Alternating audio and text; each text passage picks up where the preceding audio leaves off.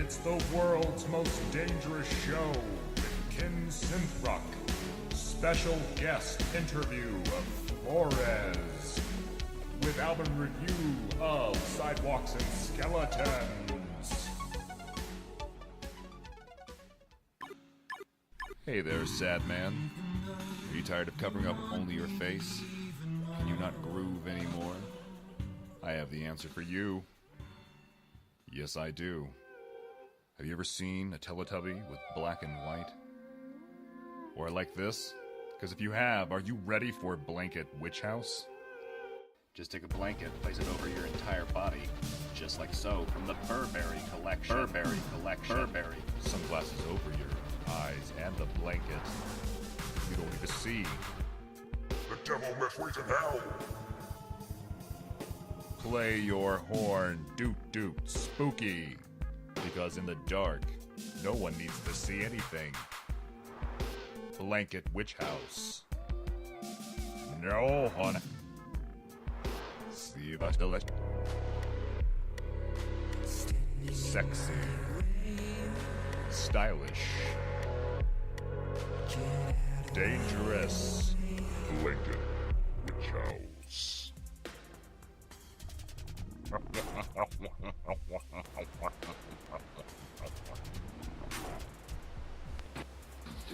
Sidewalks and Skeletons' new album, White Light, was recently released, and I have to say, it's a solid album. Now, Sidewalks and Skeletons is known for being a dark wave, dark ambient witch house producer from the UK. He weaves anthemic themes together. He weaves tales. He weaves tales with textures of darkness, screams, samples that are wisely chosen. He knows his way around the dark. Fall is a gentle prelude to the groovy and foreboding unearth. And fall is a gentle prelude to the groovy and foreboding unearth. This is really the highlight of the beginning of the album, Unearth. Unearth features some great screams that are just visceral, and they really push the song along. Eternal is a manic, moody journey down a street of ambiance. Counterintuitively, Goth actually is a very solid dance song. Goth is a great dance track that belies its title, actually. It's very hip, melodic, entrancing, and it's very entertaining. You know, Sidewalks and Skeletons always has this kind of listenable quality. You know, it's universal when you hear it. You hear this darkness and you downward spiral era Nine Inch Nails, but not the same amount of production, not the same level of production and scale. But there's this listenability to it that where you are able to traverse through all the grind and the noises and the darkness and the swirls, and you hear something really tangible in all of it. White Light is a relative minor to major chord progression, which is a very common witch house theme to do, but man, he makes it so gorgeous. This is the epic pinnacle of the album. This is an anthem that was made underwater, and this water has the viscosity of smoke. Above first starts like workers in a mine, but then it transcends into a soundtrack that you would want to die to. Above is a mellow anthem that is the oral illustration of coiled ashes carefully copying what it once was. Pure is typical witch house fare, but even typical for Sidewalks and Skeletons is still head and shoulders above a lot of people. Disappear is a little bit Hoover meandered, it's a little bit over Hoovered, but who am I to say? Rapture is a great one. Body was clever and beautiful. Sidewalks and Skeletons is like a calculated and disciplined boxer who never takes a lot of risks, but then when he fights that special person, he's pushed to a place of art and beauty. And I really do feel that way about Sidewalks and Skeletons. He takes A couple of safe choices, but really it's not the issue that he's too safe. The issue is that he hides behind repetition sometimes too much, but then when you see these certain transitions that are difficult to make, blah, blah, blah, blah, blah. Underwater Sun is an 808 masterpiece that shows the spirit behind the analog. It's so nice. It has like essentially what The Cure would sound like if it made love. You can see places where obviously he was pushed, and when he was pushed he made something really great to a drum machine.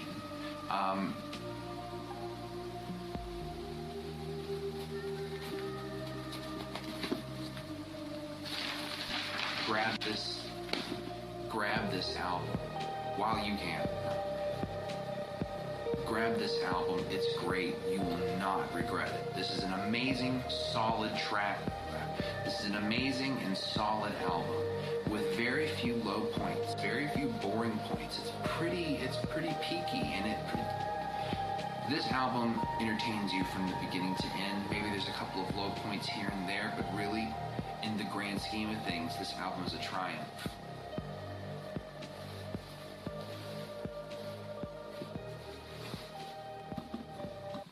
White Light is going to be one of the most significant contributions to the year 2015 with Witch House. I promise you. If I had to place this album somewhere on the Kabbalistic tree of life, I would put it in Tiferet, the sixth one, which is commonly associated with beauty and miracles. In a world where technology reigns supreme, only video game consoles can do battle. Console Wars. That's right, it's another installation of Console Wars, this time the Sega CD. And all of its glory of full motion video on a tiny screen. Welcome to the next level.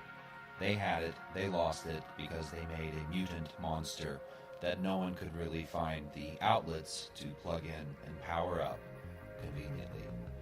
And the next one is a contender you don't need any introduction. It's the Nintendo Entertainment System. Yes, the 8-bit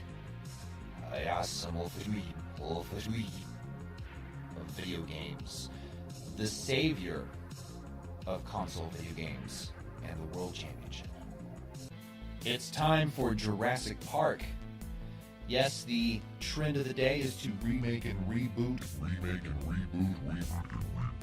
Jurassic Park is up next in the conveyor belt of empty, meaningless movies that everyone loves. I loved the first Jurassic Park, don't get me wrong. I just watched it degenerate as it moved on and on down the chronological line of time. Everyone will love it but me. And we start on the NES's version of Jurassic Park first. This was a top-down shooter. It was a pretty mediocre game, actually. Essentially, what you need to do is turn some power on, destroy some nests of velociraptors, rescue some people, basic 8-bit fare, and you pick up items, ammunition, all that good stuff. There's also some question mark boxes scattered somewhere through the game. Who knows where? Or can I?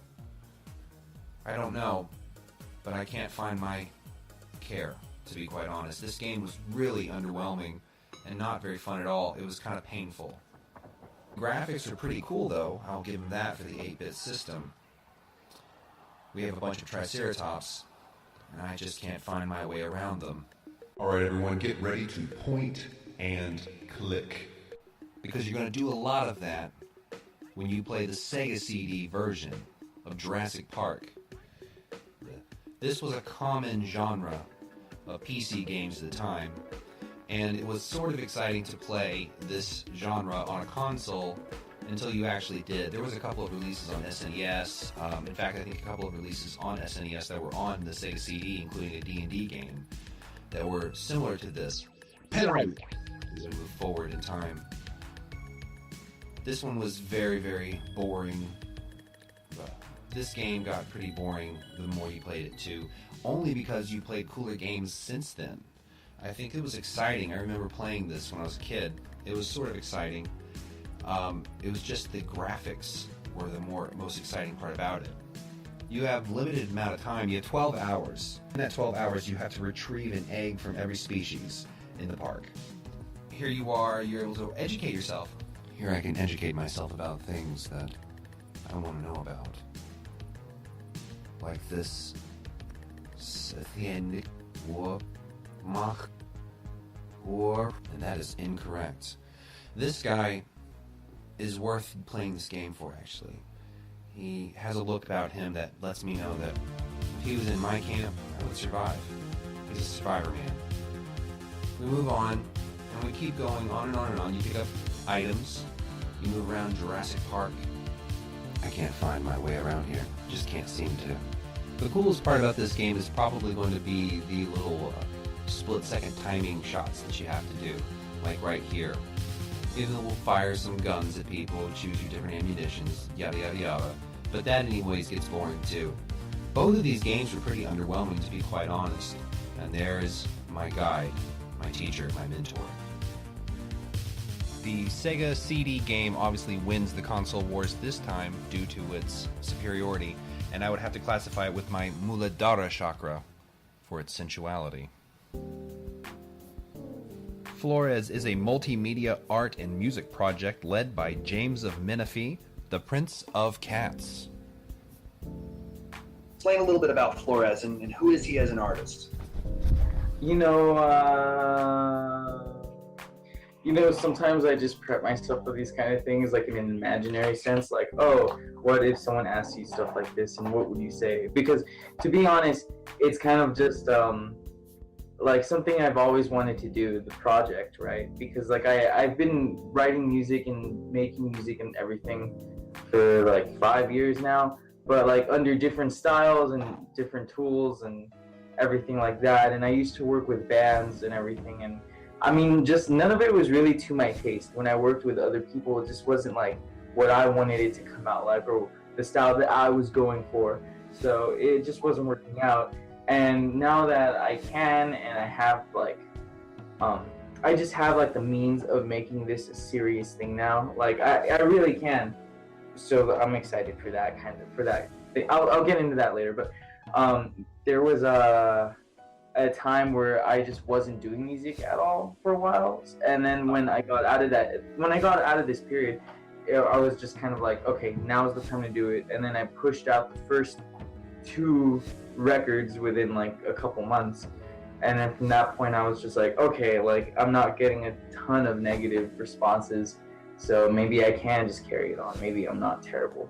So it's really just my little project, like it's eventually going to be a band, because I've never wanted to stay like a one person kind of thing. I think like when the right people come along is when it'll go that route. But like for now, I think everything's cool the way it is.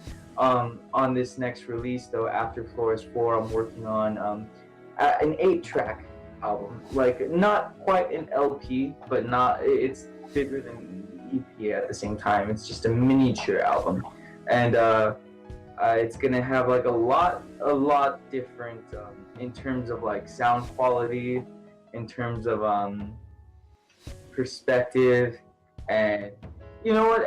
Overall, it's just gonna sound like a completely different musical outlet. But it's all going under Flores, because I just feel it can be categorized much simpler in that way than having separate side projects just to release different styles. Your voice is indecipherable at times. Not completely unintelligible, but it's absurd, and it seems to have an intention behind it. And that's what I mean when I say it's not completely unintelligible. I mean, I can understand what you're saying, but I can also kind of pick up that you're almost clouding your voice on purpose. So is there an intention behind that technique, or if there is, what is that intention? Well, I mean, in my opinion, I've always thought that electronic music is something that, I mean, down to its very core, there's nothing natural about it. Is there, Like everything is some sort of, artificial quality. So I've always thought like it's kind of silly to expect really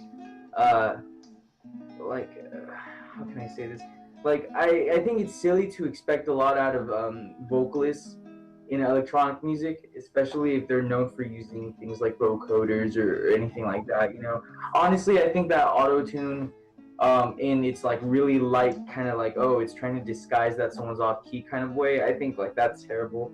But like when it's used in like a really aesthetic kind of way, like almost like an effect that you throw on a guitar or something, you know, then I think, okay, well, that's just like an aesthetic effect, you know, like it has nothing to do with them disguising that they're just like, you know, lacking a performance. I've always thought that it's cool. So a voice to me, especially in this genre of music, is merely just another instrument. And you know, it's just another instrument, and you're free to do whatever you want. Honestly, like 25% of my lyrics are gibberish. You know, like it's just made up word to like fit into the syllable of like what I was trying to say. And I'm like, what can I fit in there? Something cliche, or do I just like do something, you know? And it'll just like fit in there. I mean, like, who's gonna know? Well, now they do, but like who listens to this stuff for lyrical meaning anyway? So you don't purposely disguise at all. It's just an effect that you put on your voice and you treat it as if it's a musical instrument. Awesome. So you seem to be a little enigmatic, kind of in reference to your image, I would have to say. You seem stoically optimistic, melancholic pop. You embrace and shun, it seems, vanity, pop culture, artificiality. Of course, as colors on a palette, though. I don't mean truly personify these things or anything like that. But do you think that is a fair assessment? It's definitely you know what I'm trying to do with it is definitely achieving the effect desired, because you see it that way. So like, bravo to me for coming up with that little trick. Because honestly, like everything that I portray, you know, like me, like I'm James, but I'm not really the person that is into these things, you know. It's just like a character portrayal, you know. Like this dude is just like the pop star at the moment, you know. So like just I can just like be fabulous within the context of my project and not be that person in real life, because I'm really not. But you know, I just think it's fun to like act. Almost, you know, it's just another part of acting. Like, who knows what's a persona anymore, you know? Like, who knows how real a person over the internet is? So that's just what I'm trying to do with that. With this next thing, that's going to be a completely different persona as well. And then they'll just over and over as like my images change and stuff like that. I think with the 30p, I just think I was trying to be as ugly as possible in some of those photos. You know, like there's one, like, you know, the alternative cover art of Flores 3 is like me with like black mascara smeared across my face and like me like pulling my face apart and stuff like that. But like that's really just because like I'm just trying to make something ugly like in your face, and that like I'm sure it catches attention sometimes, whoever gives a shit. And let me get you, I'm gonna get started on this one topic. Okay, I know that you are credited by Karate King as the person who coined the term retro electronic dance music, REDM, yeah? Yes. Yeah, okay. So, I mean, I think it's good and all, but like a few years back when I first started to kind of like hear that kind of thing, my first taste of artists that were embrace, they just embrace the old retro sound so much. Like my first taste of that was like a group like Chromeo, you know, and then that was just like something around like wait, there's people who actually do throwback like in a literal way, in such a dramatic way. And so I started to like look for more of it, and a lot of these like Frenchies, they have like such good electro house music. And then a few of them have taken on the retro sound, not the way that Daft Punk did it in kind of like a tongue-in-cheek sort of like honing in on like, you know, funk grooves and stuff like that.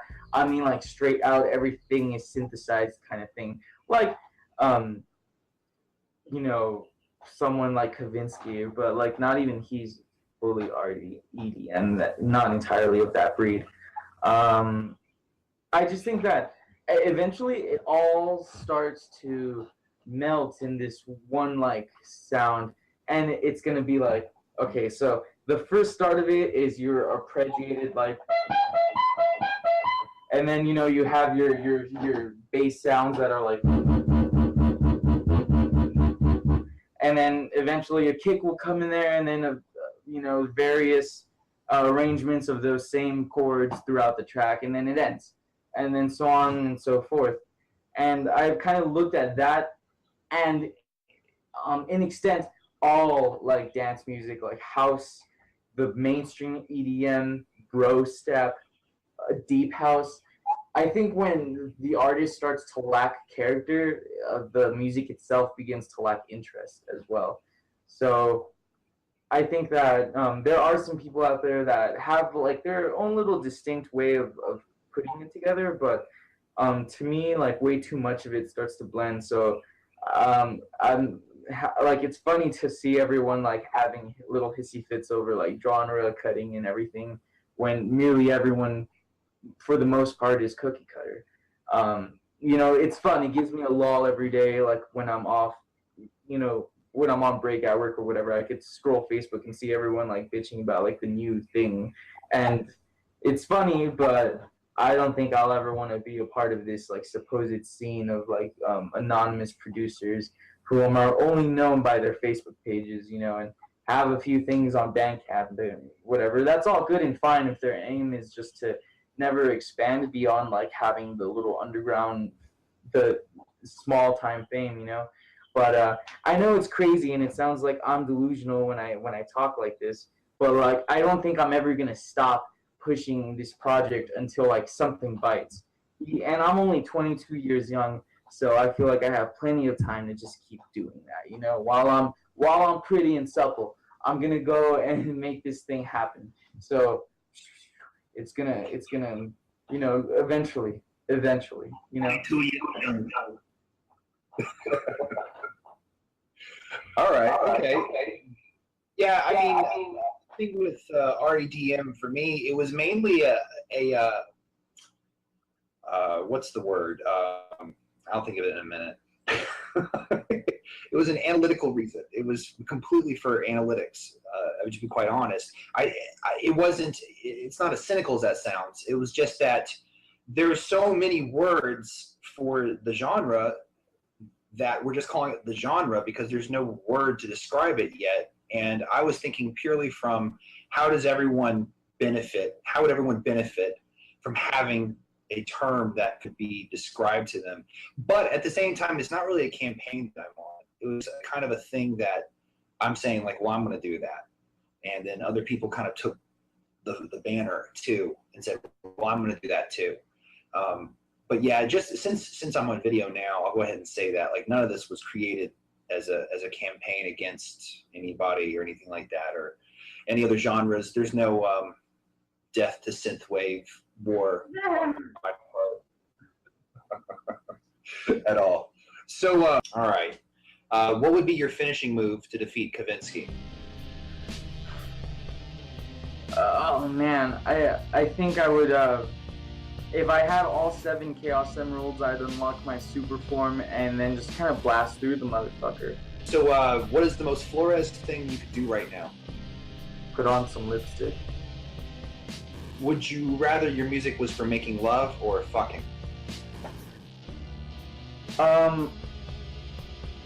Anonymous loving. You know, like someone who, they want to fuck, but they also want to have like that connection that they don't have in their lives because their mother never really cared about them. Like that, you know, that desperate like loving. Okay. So Craigslist sex. Okay. Get drunk with, go back in time to 1984 with, or collaborate with. And we have in the list Carpenter Brute, Mozart, and Crystal Castles. So, okay, those 3 first things that you said, I can pair those up with those 3 artists, right? Yeah. Okay, I definitely would want to get drunk with Crystal Castles. Okay. Even though I don't really drink, I don't drink, but if I had the chance to be around Alice Glass, I'm sure just like sniffing the air that she's been in is going to like get me a DUI. I know it. The woman like breathes vodka, you know, and I think she's probably still at it. And while we're talking about Crystal Castles, I think that Ethan Cath, if only he learned to shed his like in his just like camera shy qualities, like I think he could carry Crystal Castles if he could. But like, you know, God forbid that he says anything else that shows how much Crystal Castles was holding Alice Black from holding her back from like achieving this enormous success as like a photographer and like model, you know, because we know how good that's going. And I don't even know who the first person you said was, but Mozart, I would definitely do heavy blow with him and have him teach me like everything he could, even though I don't think I could even, you know, live the age to learn everything he had to teach. So it would be fair to say you would go back in time with Mozart to 1984, do a lot of blow, and then collaborate with him. Yes, and get ourselves a Scarlet Corvette. Awesome. Awesome. All right. Well, thank you so much for doing this, Flores. It's been an absolute pleasure. And we will talk again when you release another album. It's gonna happen soon. Like we all know, there's gonna be like another 3 or something this year. Like Awesome. probably. Okay. Well, I mean, it's been awesome. Thank you so much for you know, having me on this thing. It was really cool doing it all, and it's really great to be able to talk about like music that someone else actually has knowledge of. You know, instead of like just, you know, it's good. It's good. So thank you. Awesome. So before we go, is there any plugs you want to make? Your album's dropping this Friday, right? Yes, Flores 4 is coming out Friday, June 26th via Business Casual, and they'll be releasing it on their Bandcamp page, and I'll have the entire thing posted for streaming on my SoundCloud. That's soundcloud.com/Flores-music. Give me a like on Flores, that's Flores on Facebook. If there are Japanese text next to it, then